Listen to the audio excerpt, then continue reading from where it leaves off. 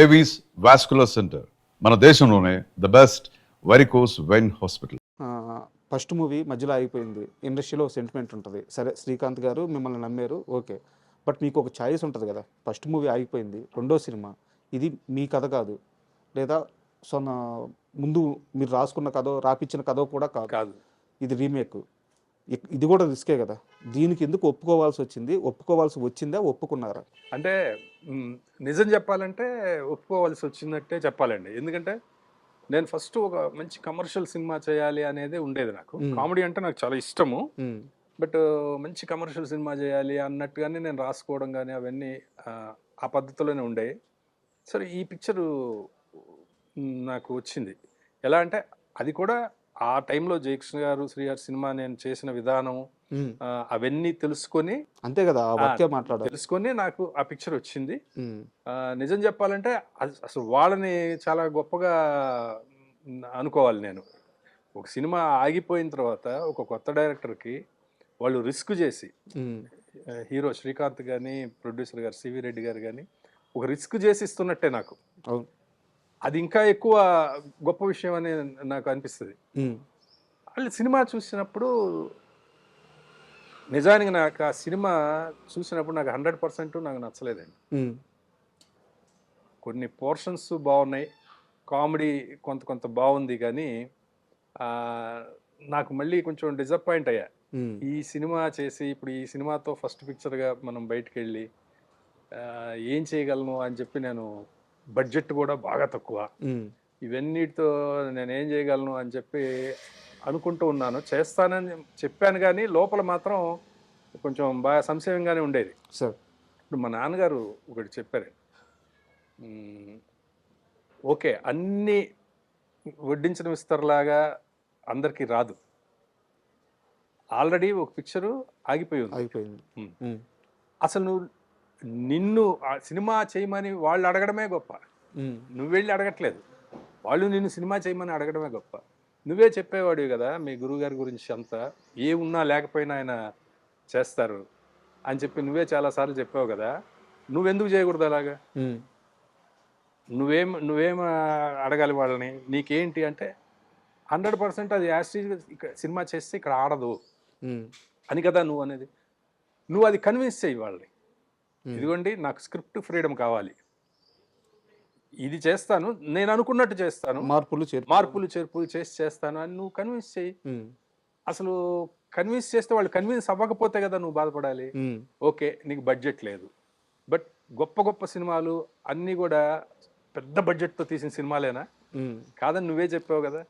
తలంబ్రాలు అనే సినిమా ఇంత చిన్న బడ్జెట్లో చేశారు, తరంగిణి అనే సినిమా ఇంత చిన్న బడ్జెట్లో చేశారు, మీ గురుగారు చెప్తుంటారు, నువ్వే చెప్పావు కదా, మరి నువ్వు మాత్రం ఎందుకు వెనకడుగు వేస్తున్నావు అని అన్నారు.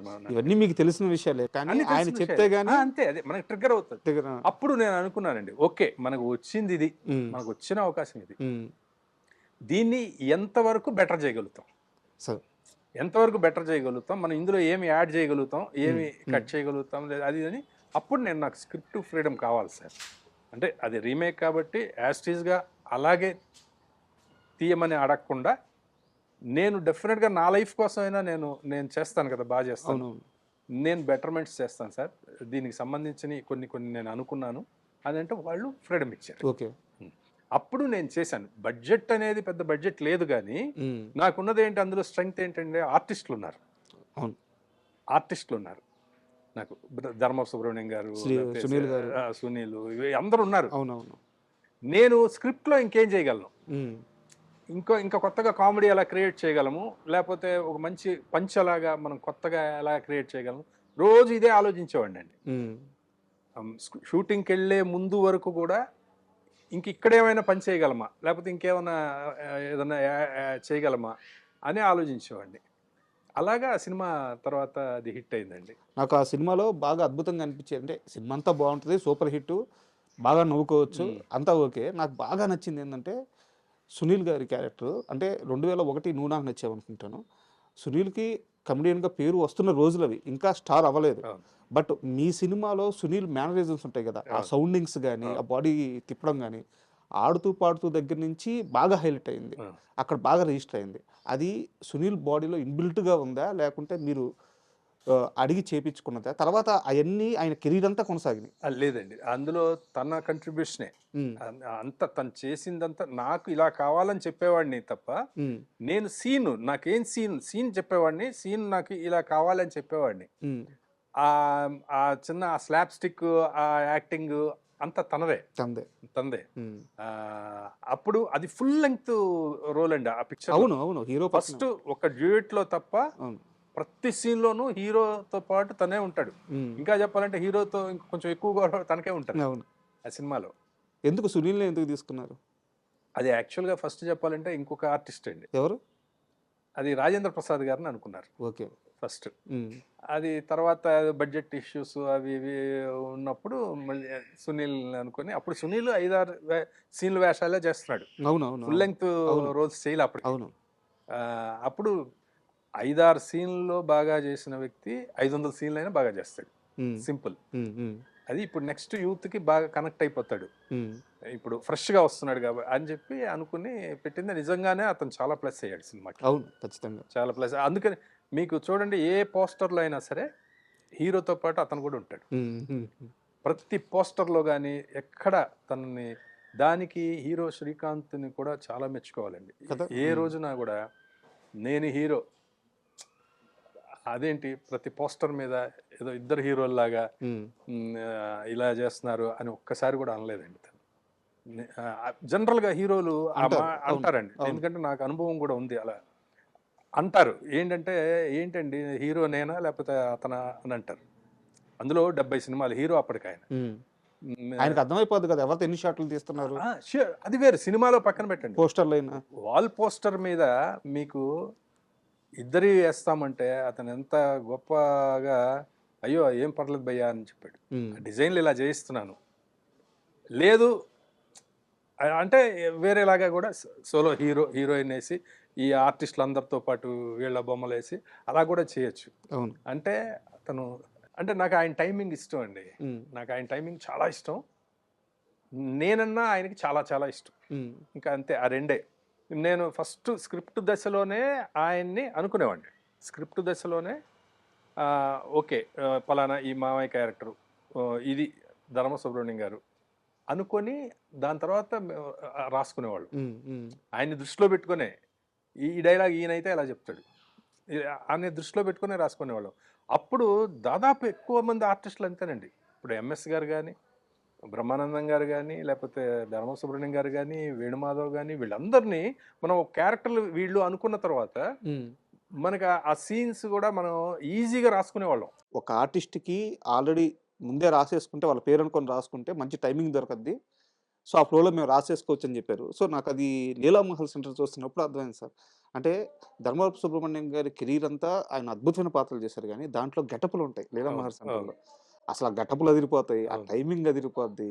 ఆ ట్రాక్ అంతా అద్భుతంగా వచ్చిందనమాట. అవునండి. అది అసలు యాక్చువల్‌గా ఫస్ట్ ఆయనకి ఇలా అనుకుంటున్నానండి అని చెప్పినప్పుడు హ్మ్.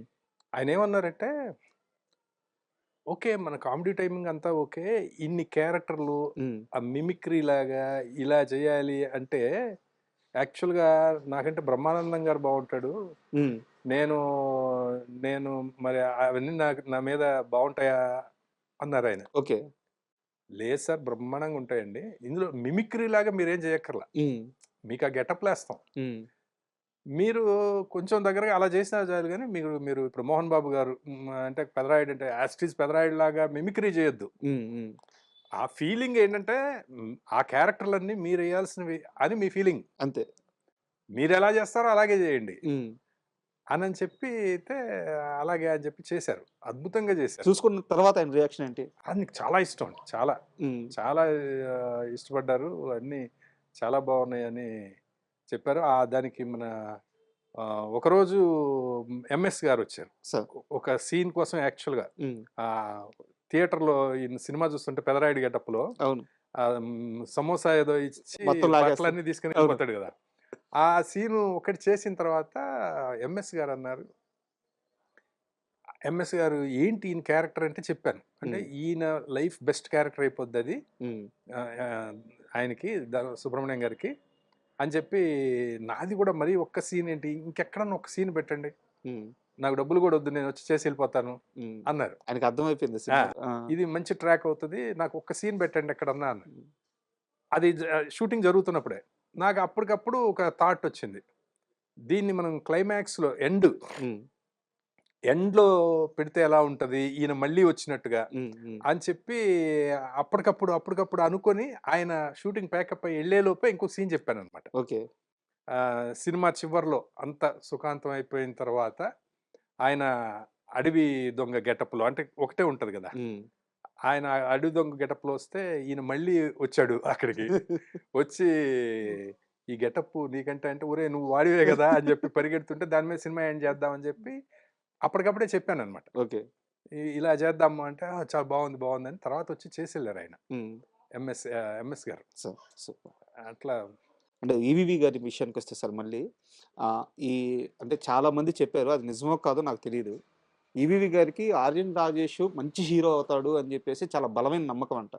సో ఆయన లాంచ్ చేశారు, సక్సెస్ రాలేదు, మీరు సక్సెస్ ఇచ్చారు. సో ఆయన ప్రెస్ మీట్ పెట్టి మరీ చెప్పారు.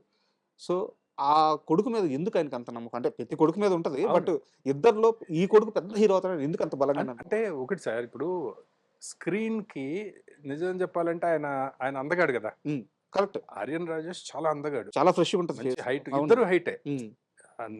రాజేష్ నరేష్ ఇద్దరు మంచి హైట్, మంచి ఫిగర్ బాగుంటది. బట్ ఆయన హీరోని చేయాలనుకున్నారు.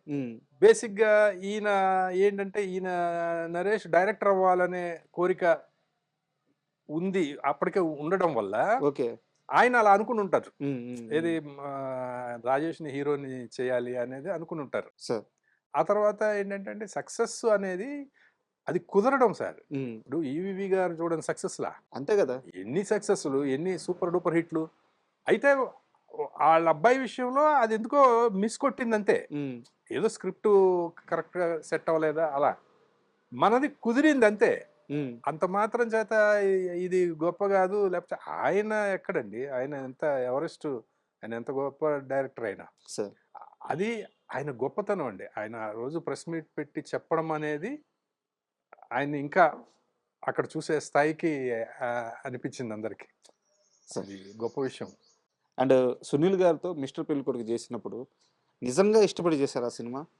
అంటే ఇష్టపడే చేశానండి, కాకపోతే చిన్న డౌట్ అయితే ఉండిందండి నాకు, అదైతే వాస్తవం. ఎందుకంటే అది చెప్పాలి, నేను అంటే ఇప్పుడు చెప్పడం కాదు, ఆర్బి చౌదరి గారి ముందే కూడా చెప్పాను నేను. ఆర్బి చౌదరి గారి ముందు చెప్పాను, సునీల్ అందరూ ప్రొడ్యూసర్ అందరి ముందే నేను చెప్పాను. అంటే బేసిక్ గా ఏంటంటే ఈ కథ కరెక్ట్ తెలుగులో తనకి సెట్ అయ్యే కథ కాదు. అవును, సెట్ అయ్యే కథ కాదు. ఎందుకంటే సునీల్ అంటే నవ్వించాలి, మంచి డాన్స్లు వేస్తాడు, హుషారుగా ఉండాలి సినిమా. ఆ పిక్చర్ లో ఏంటంటే ఒక లవర్ బాయ్ క్యారెక్టర్, అతను సినిమా అంతా సాడ్ గా ఏడుస్తూ ఉంటాడు సార్. ఆ కథ, ఆ క్యారెక్టరైజేషన్ అలాంటిది సార్. ముందుగా అనుకుంది అసలు సునీల్ నేనా? వాళ్ళు చెప్పిందే నాకు, నేను చెప్పింది కదా ఆ సినిమా. వాళ్ళు సూపర్ గుడ్ వాళ్ళే రైట్స్ కొన్నారు, కొని సునీల్ నువ్వు చేస్తే బాగుంటది అని అంటే నేను చెప్పాను. సినిమా చూసిన తర్వాత నేను ఇదైతే యాస్టీజ్ అందులో ఉన్నదైతే సెట్ అయ్యే మ్యాటర్ కాదు, కానీ దీనికి ఏం చేయాలి, చుట్టూ ఏదన్నా కామెడీ అంతా చేస్తే వర్కౌట్ అవ్వచ్చు అంటే, లేదు నువ్వు బాగా చేస్తావు అన్నారు. అది ఆ నమ్మకం వాళ్ళు ఇచ్చారు యాక్చువల్గా, ఆర్బి చౌదరి గారు వాళ్ళు. దాని ఎఫెక్టే కదా 4 సంవత్సరాలు గ్యాప్ వచ్చింది. తర్వాత నేను అసలు చేయలేదు కదా సినిమా. తర్వాత ఇప్పుడు అది ప్యారలల్ గా జరిగిందండి. కెవ్కేక ప్యారలల్ గా అది ప్యారలల్ గా జరుగుతూ వచ్చినాయి సినిమాలు. అంటే ఏంటంటే ఒక టైంలో నేను కూడా ఓకే బాగా చేయగలనని నమ్మా, అంటే దిగినాక ఇంకా తప్పదు నమ్మాను. బట్ అది ఆర్బి చౌదరి గారు కూడా చెప్పారు, తను ముందే చెప్పాడు క్లియర్ గా అని కూడా చెప్పారు. ఓకే. తర్వాత and for more videos please subscribe to iDream. Please subscribe to iDream. Please subscribe iDream. And please subscribe to iDream. For more videos, subscribe to iDream. please like, share and subscribe to the channel. Congratulations, iDream. Subscribe to iDream. Subscribe to iDream. So subscribe to iDream Media. iDream ki iDream team andarki huge congratulations. Please subscribe iDream Media. Please subscribe to iDream. Subscribe iDream. Please subscribe to iDream. I dream అంటే నా కళల ఛానల్ను subscribe చేసుకున్న నోరు తిరుగుతలేదు. మీరైతే గంట గుర్తు కొట్టండి. For more such videos, please subscribe to iDream. Subscribe to iDream. Please subscribe to iDream. Please subscribe iDream Media. Please do subscribe to iDream. Please subscribe to iDream Media. For best entertainment and information, please subscribe iDream. And don't forget to subscribe to iDream.